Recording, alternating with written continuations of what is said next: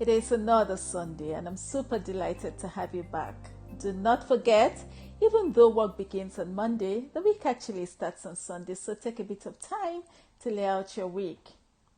There are quite a number of things that make up our mental script, the script that we actually act out or perform throughout our lives. Most of these things go on to metamorphose into unconscious biases that we are not readily conscious of, yet we default to. Today, I'll be talking about something that directly affects our lives, either positively or negatively, and this is people's perception of us.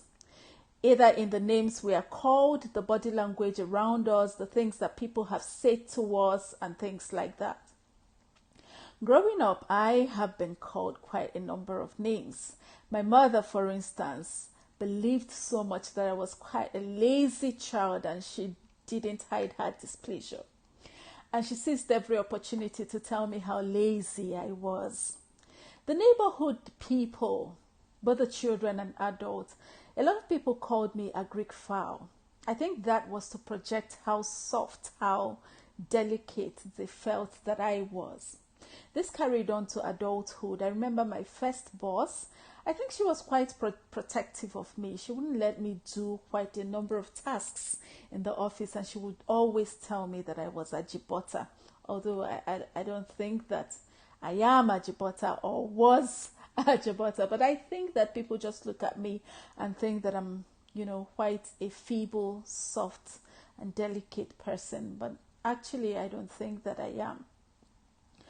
I have also been in a relationship where someone took time, every opportunity that he had, to put me down, to call me all sorts of names, including ugly. Funny enough, growing up, if there was anything I was called in terms of looks, it was beautiful. Well, people perceive us in very many different ways for various reasons, which usually includes a projection of their personal insecurities on us. According to Eric Erickson, children begin to develop a sense of doubt between ages 18 months and 3 years, while a propensity to feel a sense of shame in specific situations begin to develop at about age 3. And this is as a result of our body languages, our communication of our frustrations and emotions, and the names that we call children. Stop it! Oh no! Why are you doing that? My goodness! No! Dad! Stop it! Come back here! Silly child! Idiot! Look at what you're doing! Are you not ashamed of yourself? And things like that.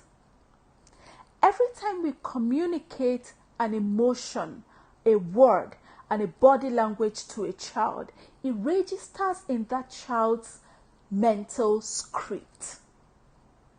And an accumulation of all these responses and communications define who we become.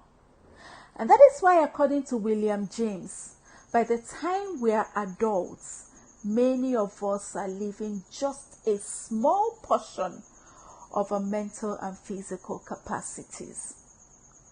And so this means that we need to be extra careful, especially those who are raising children. And like I would always say, it is not just in the words that we speak, it's in the body language. It's in the withholding children. It's in the tying children around our apron strings.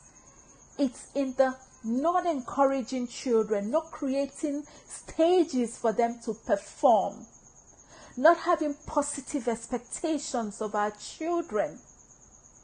Even in our relationships as adults, what we say to people either empowers them or takes power away from them.